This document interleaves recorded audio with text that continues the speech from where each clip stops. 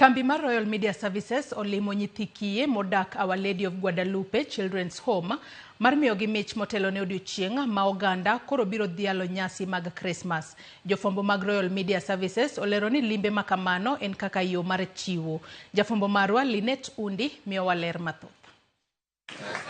E kinde ma odiochieng' dhialo nyasi mar Krismas koro okayo, Kambi mar Royal Media Services notiyo gi thuolo makamano mar timo limbe ne nyithindo modak Guadalupe Children's Home kendo tero negi mich mopogore opogore.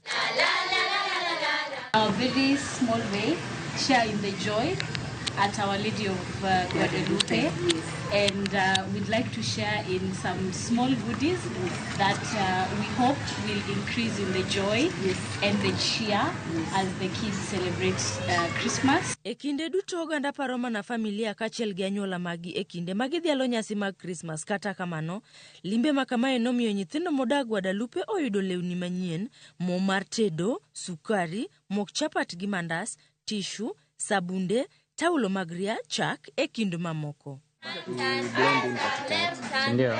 Nyithindo mag Guadalupe bende nudunyo miende manyasani ka giwero wende mag dhialo odiochieng' mar Krismas. Nyithindo kachiel gi jofwambo mag Royal Media Services norieyo fuondegi ka giriwore tugo tuke mopogore opogore.